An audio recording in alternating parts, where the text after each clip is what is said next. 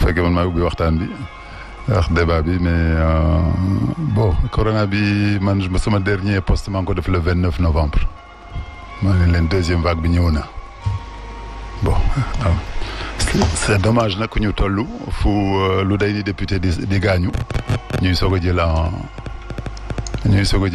xam nga lan en considération li nga xam ne nit ñiy liggéey ci corona bi ñoo ko njëkk a gis. kon déjà yàggoon nga alerté par rapport à cette deuxième vague. Ah bien sûr.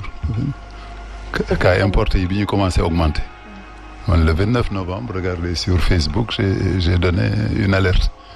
Le 29 tey on est le 11 malheureusement il a fallu que lii dal député yi ñëw bon est-ce que nattu la est-ce que aussi il fallait passer par là pour que nit ñi gën a conscient ci phénomène bi ki jeexul woon parce que bi ñu nekkee 1% boobu la ñu bëggoon vraiment ñu mobiliser encore tous les moyens pour essayer de voir même ndax mënuñu ko radicalement arrêté ko quoi mais malheureusement cas import yi arrêté li ma ci yokk d'après li nga wax ni sax masque bi ak attroupement bi man dolli naa ci nañu tëj aéroport bi.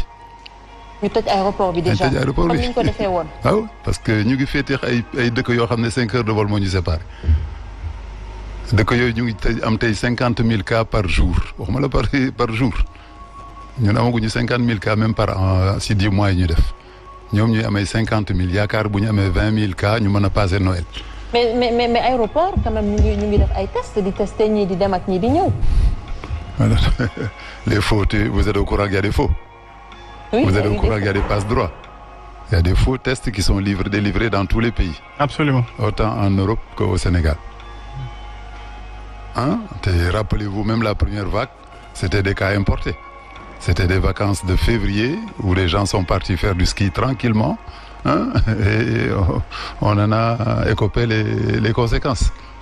Donc je pense que war nañu wàññi caaxaan bi caaxaan faaxee comme le disent les mbokku séeréer ñu vraiment jublu ci kii bi jóg ci xam ne aussi j'ai l'impression ñu ngi avancer par étape nañu xaar mu gën a grave ñu wax nañu xaar mu gën a gravaat ñu wax est-ce que gis nga li ma leen wax j'ai l'impression que ñu ngi avancer par par étape mais à vue quoi alors que ce qu'on a regretté encore c'est que même réunion bi amoon avec le président dans la première vague où il a pris toutes les potentialités toutes les compétences réunir leen ñu wax ko li mu war a def moom mu am obligation décider les moyens qu'on doit développer pour arrêter la première vague mais je pense qu'une réunion encore plus urgente et plus profonde doit avoir lieu ces temps-ci pour que ñu xam où est-ce qu'on va.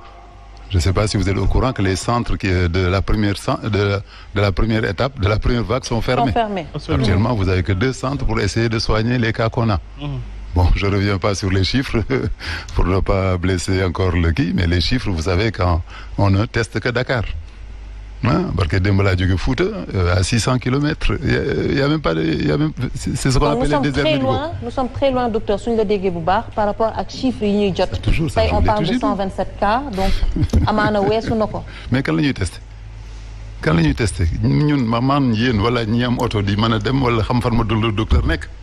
Mais ko xamul fan la docteur nekk ça dès que vous sortez de Thiès xamul la Thiès vous savez pas moi j'ai eu un jeune qui a vécu aux États-Unis qui est rentré dans ce village du Fouta mais ma famille tout le monde était couché je suis sûr qu'on avait le corona mais qu'est-ce que je pouvais faire à part boire mon paracétamol le village le plus proche où il y avait un dispensaire c'était presque à 10 kilomètres de 10 kilomètres il fallait qu'il fasse 50 000 kilomètres pour aller à Ndioum. Est-ce que Ndioum même ils ont des bandelettes? Est-ce qu'ils ont formé des gens pour faire les prélèvements? Donc vous imaginez ce gars-là ce prélèvement pour mu jóge foofu ñëw ba Pasteur ñu testé ko boole ko ci chiffre suba yi sax xawma la bu tey ci chiffre suba yi encore donc côté boobu moom les chiffres je dis pas qu'ils sont faux mais ils sont insuffisants.